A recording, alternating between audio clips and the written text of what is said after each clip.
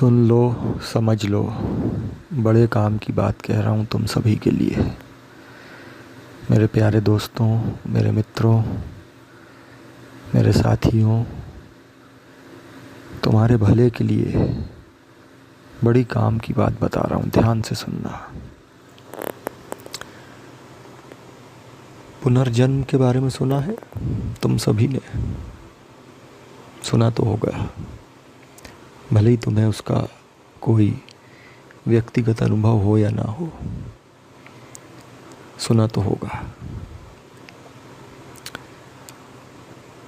मान लो कि इस जन्म में तुम करोड़पति हो या लखपति हो या जो भी हो, बड़े हो, कहीं के नेता बड़े अफसर हो या जो भी हो सकता है अगले जन्म में भिखारी पैदा हो। समझे? अगले जन्म में भिखारी पैदा हो सकते हो, दर दर की ठोकरें खा सकते हो, पाई पाई को मोहताज हो सकते हो, भीख मांगते हुए जीवन कट सकता है तुम्हारा अगले जन्म में। ऐसा क्यों? ऐसा इसलिए क्योंकि तुम गुलाम हो। तुम गुलाम हो अपनी मानसिकता के, अपने विचारों के। तुम जानते नहीं, तुम मालिक नहीं हो। तुमने जाना नहीं अपने आप को। तुम मूर्ख हो, इस जन्म में भी मूर्ख और अगले जन्म में भी मूर्ख। ऐसे ही जीवन बर्बाद होता चला जाएगा तुम्हारा। अगर नहीं चाहते ऐसा हो तो मेरी बात को सुनना ध्यान से। तुम्हारे साथ तो ऐसा ही होगा क्योंकि तुम गुलाम हो। तो अगले जन्म में तुम कहाँ जन्म लोगे, किसके गर्भ से जन्म लोगे, किन परिस्थितियों में जन्म लोगे, ये तुम्हारे ऊपर निर्भर नहीं है, क्योंकि तुम परिस्थितियों के गुलाम हो। तुम मर जाओगे और गुलाम की तरह पैदा होगे अगले जन्म में, फिर फेंक दिए जाओगे किसी भी गर्भ में।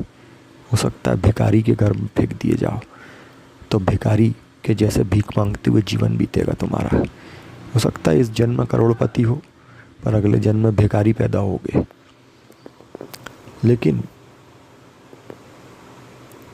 मेरे साथ ऐसा नहीं है, क्योंकि मैंने अपने आप को ध्यान की उस ऊंचाई पर पहुंचा दिया है जहां से मैं निर्णय कर सकता हूं कि मुझे किस माँ के गर्भ से पैदा होना है, किन परिस्थितियों पर पैदा होना है, या पैदा भी होना है या नहीं होना है, मुझे जन्म लेना है या नहीं लेना है, इसका निर्णय मैं करूँगा।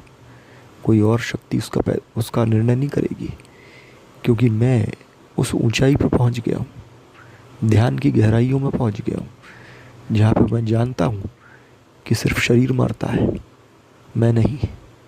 मैं तो जीवित रहता हूँ, मैं तो अजन्मा हूँ, नित्य हूँ, शाश्वत हूँ, सनातन हूँ। मैं अमृत पुत्र हूँ। मैंने जान लिया है, लेकिन तुमने नहीं जाना है। याद रखना मूर्खों, तुमने नहीं जाना है। तुम गुलाम हो और गुलाम की तरह ही मरोगे अगर मेरी बात नहीं सुनी तो। याद रखना, अगर तुम भी मालिक की तरह मरना चाहते हो और मालिक की तरह निर्णय लेके अगला जन्म में पैदा होना चाहते हो, तो आओ मेरे पास, मुझसे संपर्क करो और मैं जिन ध्यान विधियों को बता रहा हूँ उन ध्यान विधियों को करो और डूबो ध्यान में। और कोई दिक्कत हो ध्यान से संबंधित तो मुझसे पूछो, मैं बताऊँगा तुम्हें क्या करना है, क्या नहीं करना है। आगे जैसी तुम्हारी मर्जी, देख लो क्या करना है, तुम्हें निर्णय करो।